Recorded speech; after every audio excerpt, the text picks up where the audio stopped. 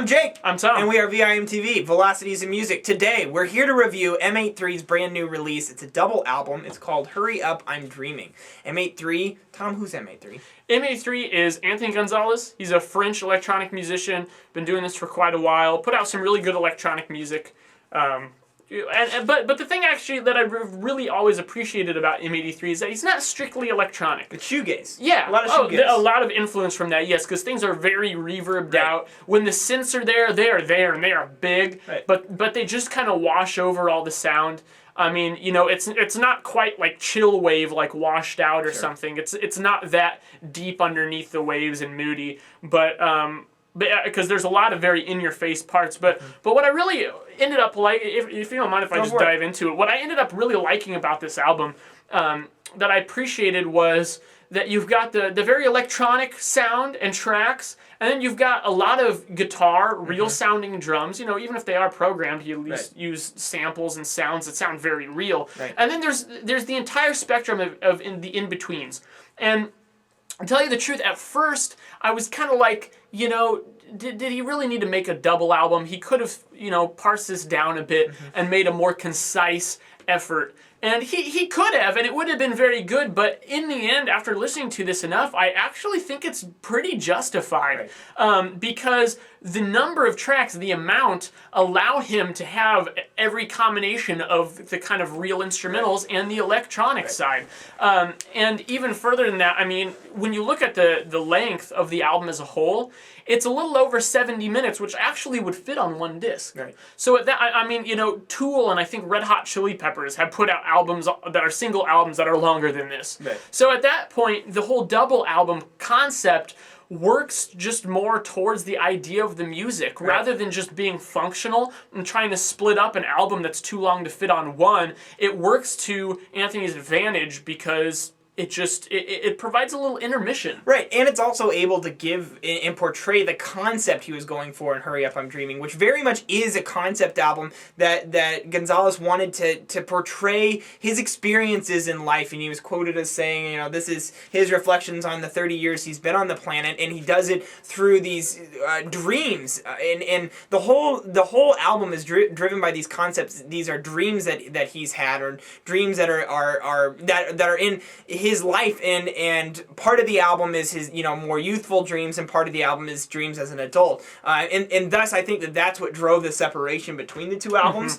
And I love how he set. I think the number one asset that this accounting term, sorry, I think the number one asset that this album has is the fact that it was structured so well. There's an intro that sets up the album perfectly. It says this is what's to come. This is going to be really shoegazy. It's going to be heartfelt and sentimental. Lots of great vocal hooks and good electronics and production. And then the outro just recaps everything so perfectly and then even, you know, recaps the lyrics, the whole album in the lyrics. I'm the king of my own land, facing tempests of dust. I'll fight until the end. Creatures of my dreams, raise up and dance with me now and forever. I am your king. Now that is Shakespearean stuff right there. I love it, and I can't get enough of when an artist gets that heady with their work. And another thing that really got me onto this album, kind of building off what you were saying, Tom, is that I noticed that while this album is really long, only about half of it are full-length actual tracks where you would see,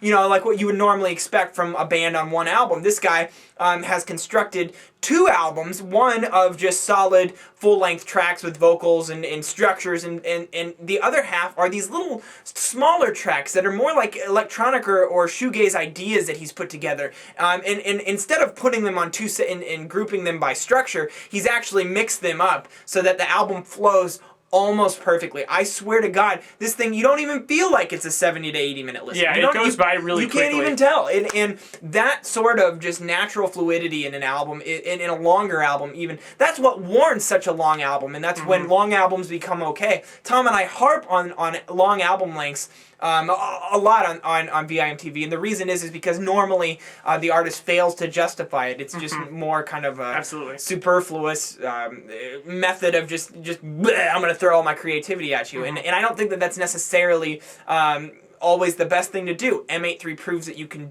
still throw a bunch of creativity at the listener and do it in a tactful manner that really makes them think. And that's what I came away with just absolutely adoring this album for. And what I love more than anything, is, and that I want listeners and even electronic artists to take away from this, is that it's heavy on the use of electronics, but it's still got soul. Right. This is a moving piece of work if you let it be. And the fact that he's able to do that with a lot of synthesizers and electronic beats just shows that it can be done. It's just rarely done this well. Right. Now, somebody here has to be a negative Nancy, so I'm going to just step up to the plate. There are a couple things that did bring the score down a little bit for me. One was just overall level of originality. I feel like this thing is Mannheim steamroller all over the place. And it just this, I mean, I'm coming into Christmas season here. I'm kind of excited for Mannheim. I just didn't want it from M83.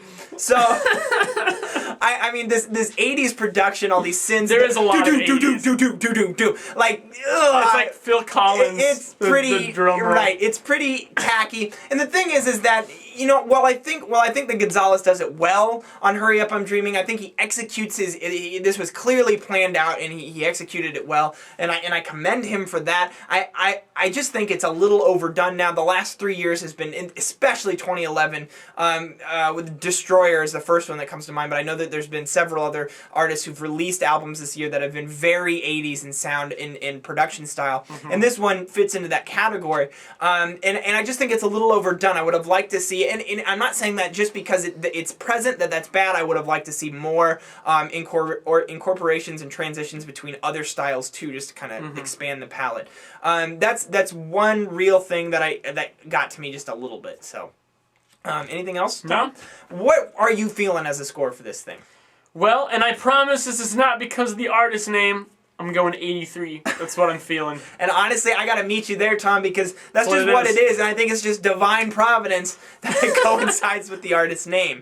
So, 83 for M83 from Velocities in Music. What did you guys think of this album? Did you love it, hate it, why? Please tell us at www.velocitiesinmusic.com or youtube.com/velocitiesinmusic. Also, please follow us on Twitter, like us on Facebook. That's where we do all of our chatting with our fans. And that's it. We'd love to hear from you. I'm Jake. I'm Tom. And we are VIMTV, moving music critique forward.